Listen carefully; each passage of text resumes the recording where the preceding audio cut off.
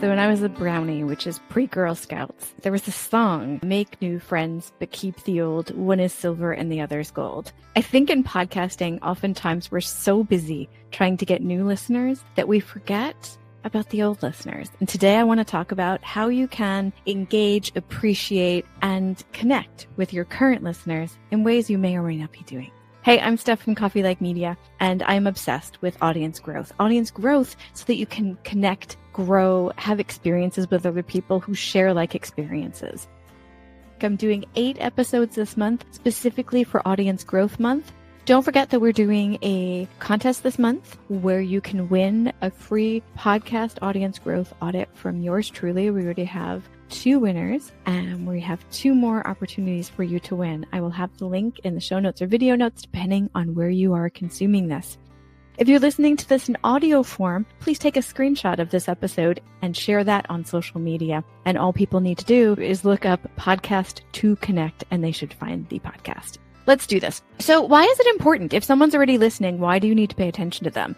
Because they are part of your community and you want to. And it is tricky when you're talking to already existing people who know the ins and outs of your content, your format, how you function, your inside jokes, all those kinds of things.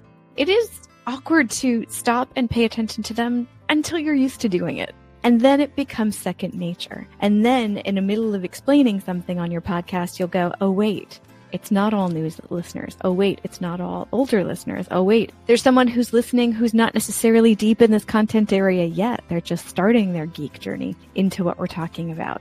So it's really good to kind of step back either before you start recording or in the middle of your recording, because you can edit things out and say, what other perspective can I give to this moment? For example, you'll notice sometimes when I'm talking in here, I might say, if you do this, or if you're like that, or maybe you do this, or maybe you could do that. I'm trying to preface it for different audiences. Now, yes, you should have one main audience that you're focusing in on. However, even that main audience might include, like I mentioned in a previous episode, new listeners, existing listeners, and people that are creating content similar to yours. That's already 3 different groups of people who might think of things differently. Now, I'm not saying stop every 2 minutes and reframe everything. That's nonsense, and that will drive your listeners crazy.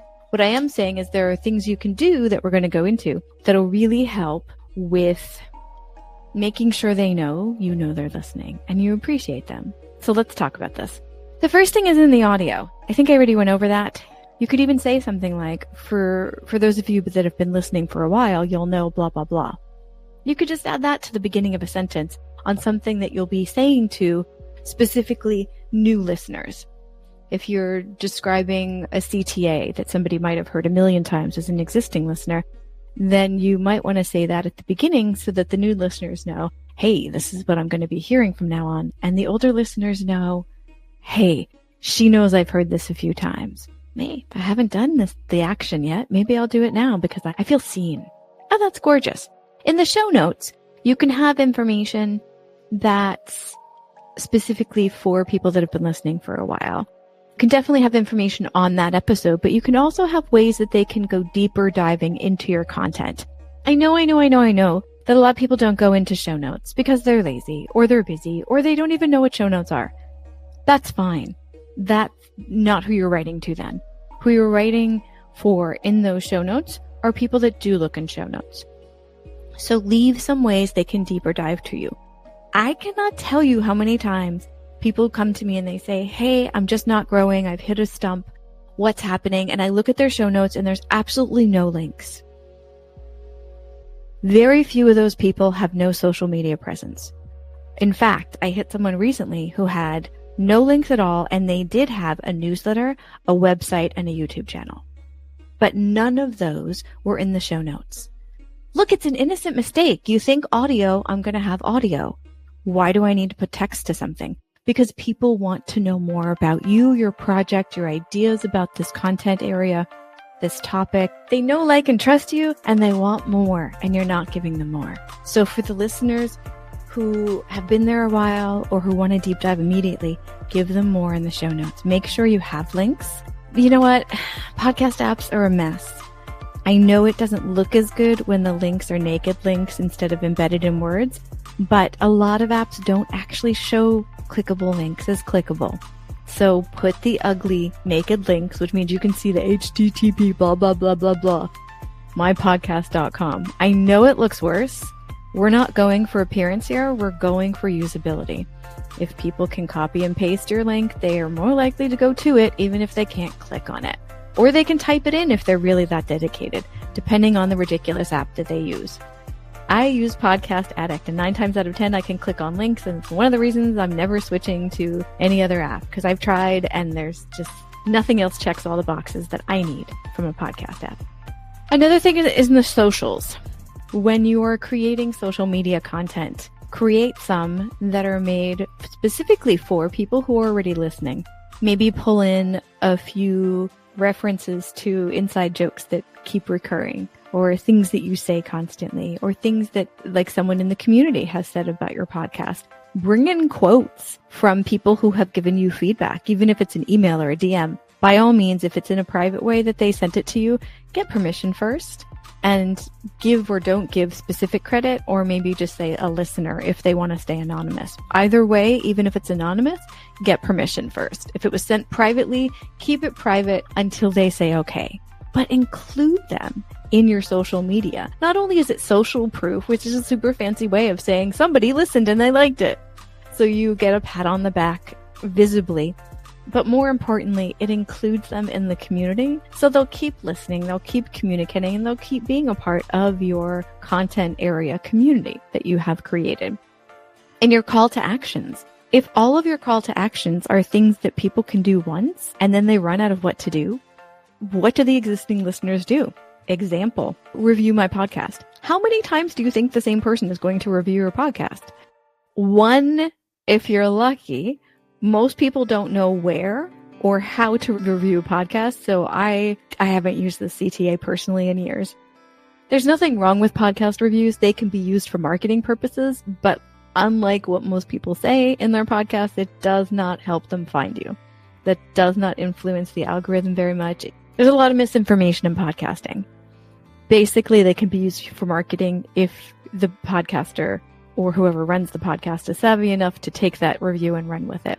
Most people will not review a podcast. But even if they did, they're only going to do it once.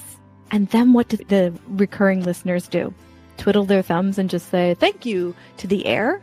Give them something to do. If you have a newsletter, encourage them to sign up for the newsletter. But even that's only once. This is why I like, as a CTA, if you like this episode, screenshot it and share it on the socials.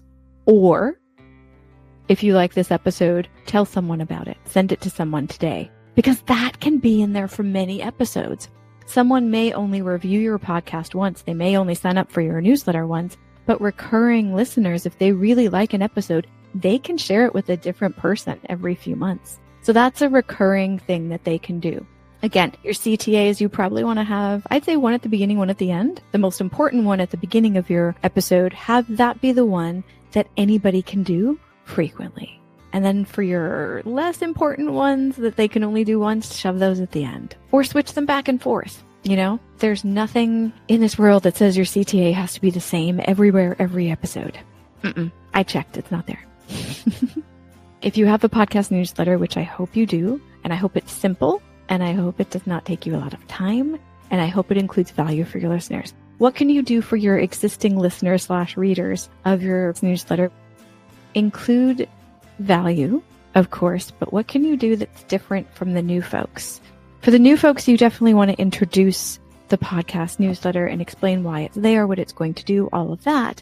But again, it's similar to social media. In the newsletter, you want to include bits that let them know that you know they're listening. That can include, again, information from them. It can include polls. Give them a poll to do.